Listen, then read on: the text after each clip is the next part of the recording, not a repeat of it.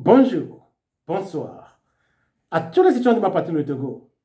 Dans cette vidéo, nous allons procurer une première analyse des élections législatives et sénatoriales qui sont tenues le 29 avril 2024 au Togo. Quelles sont les leçons à tirer de ces élections? Première leçon. Il y a eu une sanction massive contre le régime RPT-UNI. Parce que quand on voit le taux de participation, cela démontre que les Togolais n'ont plus foi à l'élection. Normalement, l'élection est un mécanisme par lequel les citoyens se choisissent leur leader ou bien dégagent leur leader, selon le politologue américain Justin Batchelor. Mais quand l'élection ne permet plus au peuple de se choisir ses dirigeants, donc l'élection perd tout sens. Donc, le moyen par lequel le peuple sanctionne ceux qui organisent l'élection, c'est le boycott massif. Le taux de participation, le véritable taux de participation, en regardant les images, on peut l'estimer entre 5 et 10%. Et si on est très optimiste, on peut parler jusqu'à 15%. Donc, c'était un échec total pour le régime RPT-UNI. Voilà la première leçon que l'on peut tirer des dernières élections qui ont eu lieu le 29 avril 2024 sur toute l'étendue du territoire national. Leçon numéro 2. Par ce boycott massif, le peuple togolais a démontré son rejet de la modification de la constitution togolaise. Parce que dans un article de la constitution, il a écrit que si on veut modifier la constitution, il faut passer par voie référendaire. Je pense que c'est l'article 59 ou bien 49 qu'il a dit ça clairement. Donc, en aucun cas, des députés dont le délai de légalité est arrivé à terme ne peuvent passer à une modification de la Constitution.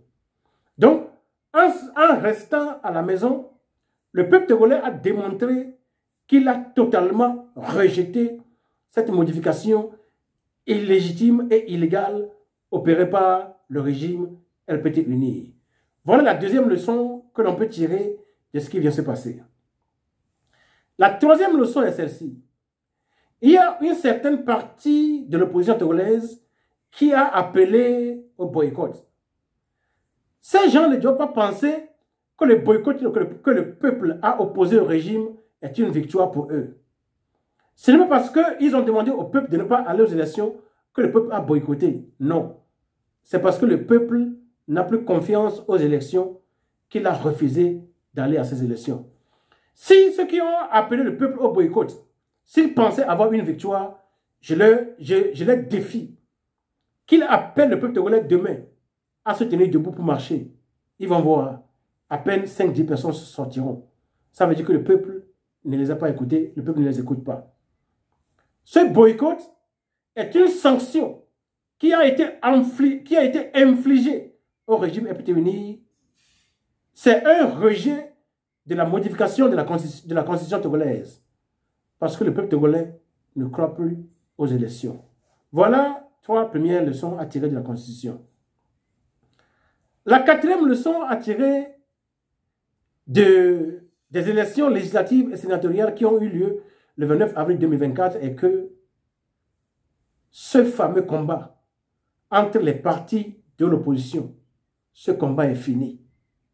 Je vous assure que quelques jours avant l'élection, j'ai parlé avec un candidat d'un parti politique dont j'étais le nom. Il a crié, il a dit des choses, il me dit que non, toi, tu ne vois pas des choses bien. Il faut que les partis politiques de l'opposition aillent aux élections afin que nous connaissions le poids de chacun de ces partis. Le monsieur m'a fait pitié. Parce que le professeur Léopold Nilaville a dit depuis les années 90, démocratie d'abord, multipartisme après. Si vous êtes devant une dictature, une autocratie, et que vous vous permettez de vous combattre, ça veut dire que vous n'avez rien compris de la politique. Donc, vous voyez maintenant que le régime a donné seulement 5 postes. 5 postes de députés à l'opposition. Il s'est arraché 108 postes sur les 113. Maintenant, ceux qui espéraient passer par cette élection pour avoir le poste de chef de file de l'opposition, ils sont tous désabusés. Donc, désormais, le combat entre les partis politiques de l'opposition pour une deuxième place après le régime épidémique, je pense que ce combat est terminé. Une fois pour de bon. Maintenant, dans un pays où l'élection n'arrive plus à faire exprimer le choix du peuple, dans un pays où l'élection ne permet plus d'opérer un changement politique, c'est que ce pays s'approche dangereusement de 2 autres moyens. Selon les politologues américains Andrea Kendall Taylor et Erika Franz, puisque les autocrates quittent rarement le pouvoir par les élections, 2 autres moyens non catholiques sont apparus par lesquels les dictateurs sont dégagés du pouvoir. Il a donné les 2 moyens dont je ne vais parler ici. Chacun le sait.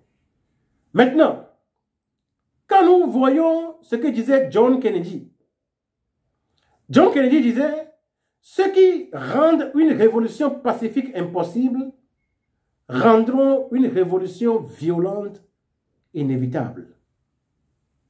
Ma prière est que Dieu nous en préserve.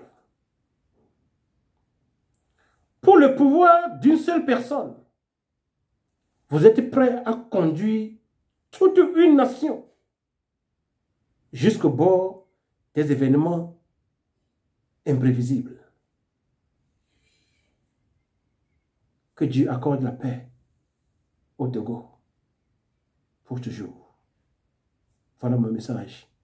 La première analyse à chaud des élections législatives et sénatoriales qui ont eu lieu le 29 avril 2024. Le Parlement qui a fait la modification de la Constitution, le mandat de ce Parlement a expiré. Donc cette modification est illégale et illégitime. 2. Cette modification est faite pour la conservation du pouvoir pour un seul individu. Pour un seul individu, les gens sont prêts à conduire toute une nation vers un gouffre.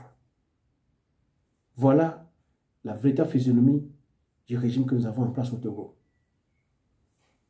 Ceux qui ont pensé qu'ils pouvaient se combattre entre eux pour déterminer la deuxième position après le régime afin de bien manger, ces gens aussi ont compris désormais que ça ne fonctionne pas. Je pense que désormais, le peuple togolais cherchera la solution à ce problème et un jour, notre pays sera libre. Il y a espoir. Parce qu'un homme, il est créé en tant qu'être libre, ayant une volonté. Le Togo, les Togolais, ils aiment, ils cherchent à vivre dans la liberté. Et on ne peut pas les empêcher éternellement. Le jour vient où la lumière s'élèvera sur le Togo. Je vous remercie.